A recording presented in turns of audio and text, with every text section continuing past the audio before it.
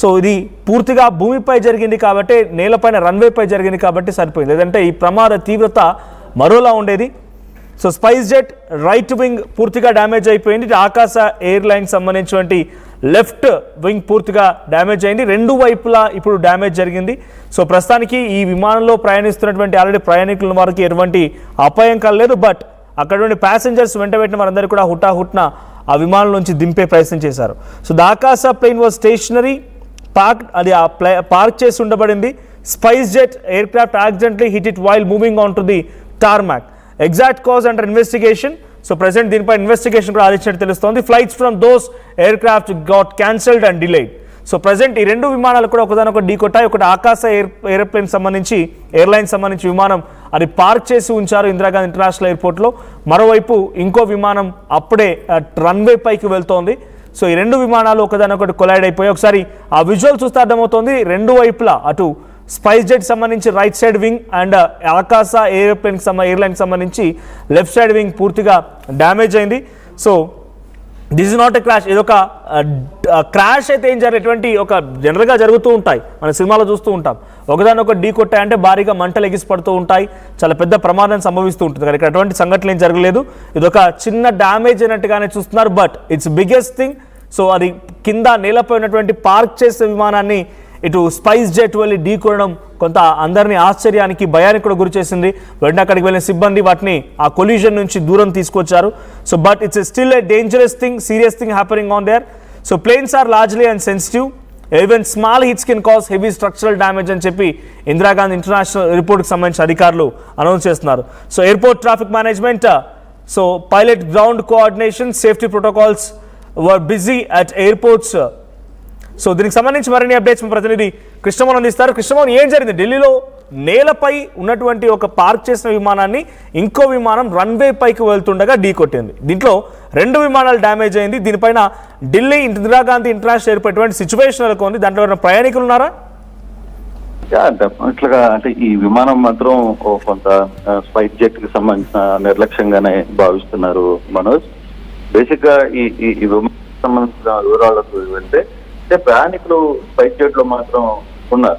Parking చేసిన విమానాన్ని ఈ విమానం రన్వే నుంచి వచ్చి దిగేటప్పుడు జరిగిన ఈ ప్రమాదంలో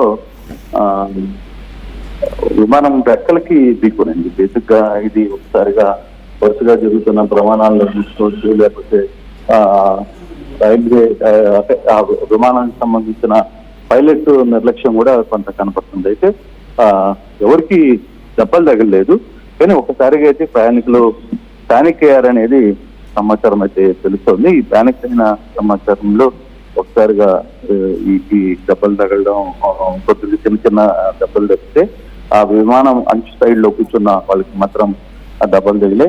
ఒకసారిగా ఈ సంఘటనతో ఢిల్లీ ఎయిర్పోర్ట్ లో అలాగే సూచిపోయింది. కొత్త రాకపోకలు కూడా ఆలస్యం అవుతున్నాయని కూడా చెప్తున్నారు. వెంటనే తగిలిన విమానాన్ని అయితే ఆగి ఉన్న విమానాన్ని పక్క తరలించే ప్రయత్నం అయితే జరుగుతోంది Manoj. Right, thank you Krishnamohan. So present ఆ సంఘటనకు సంబంధించి ఇందిరాగాంధీ ఇంటర్నేషనల్ ఎయిర్పోర్ట్ నుంచి చాలా పెద్ద మొత్తంలో రన్వే పైకి వస్తున్నటువంటి ఈ స్పైస్ జెట్ విమానం ఒక్కసారిగా 10 to 20 కిలోమీటర్స్ అంటే అంత స్పీడ్లో ఉంది అది.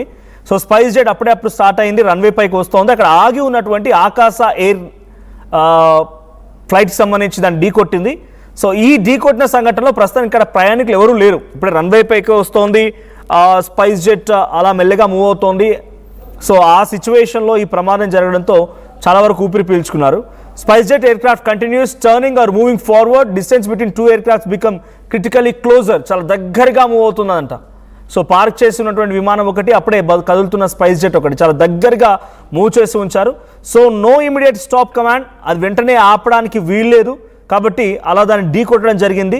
సో ఇప్పుడు ఈ కొలిజన్ కారణంగా spice jet right side wing and ఆకాశ ఎయిర్లైన్కి సంబంధించి లెఫ్ట్ సైడ్ వింగ్ విరిగిపోయాయి. సో ఒక భారీ శబ్దం కూడా వచ్చిందంట. సో భారీ శబ్దం కూడా వచ్చింది. ఇంకా ఎక్కువగా కొంత వేగంగా కనుక ఉంటే డైరెక్ట్గా ఎదురెదురుగా ఢీకొని ఉంటే కనుక భారీ నష్టం వాటిలో ఉంది. ఒక్కసారిగా అక్కడ మంటలు కూడా చెలరేగవనేది అధికారులు చెప్తున్నారు. So as of no cabin crew instructed to stay calm. Passengers informed about technical issue. So no panic situation reported. ఎటువంటి పానిక్ సిచ్యువేషన్ అవసరం లేదు అని చెప్పి అక్కడ క్యాబిన్ ఆల్రెడీ స్టాఫ్ ప్యాసింజర్స్కి ఇన్ఫార్మ్ చేసినట్టు తెలుస్తోంది. సో ఆల్టర్నేట్ ఫ్లైట్స్ కోసం అరేంజ్ చేస్తున్నారు. యాజ్ ఆఫ్ నౌ అక్కడ ఇంకా దీనికి సంబంధించి సహాయక చర్యలు కొనసాగుతున్నాయి. సో ఆ విమానాల్ని కొలిజన్ నుంచి బయటికి తీసుకురావడం, ఆ తర్వాత అక్కడ మొత్తం కూడా స్టాఫ్ అంతా దీనిపై నిమగ్నమై ఉన్నారు. సో ఈ కారణంగా కొన్ని ఫ్లైట్స్ అన్ని కూడా ఇప్పుడు డిలే అవుతున్నట్టు తెలుస్తోంది. సో మనం విజువల్లో చూస్తున్నాం ఎటువంటి ప్రమాదానికి సంబంధించిన ఘటన అనేది. స్పైస్ జెట్ విమానం ఆ రెక్క విరిగిపోయింది కూడా, రైట్ సైడ్ వింగ్. సో ఒకసారి ఆ విజువల్ చూద్దాం.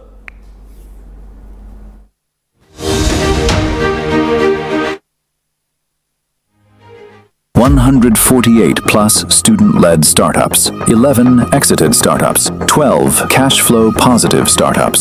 KL deemed to be university. చిన్న చిన్న ఆనందాలు 35 ఏళ్లుగా నా జీవితంలో లేవు. 35 ఏళ్లుగా నేను డైపర్లలో బ్రతికాను. 6 సెంటీమీటర్ల ఫిస్టులా నా మూత్రాశయంలో లీక్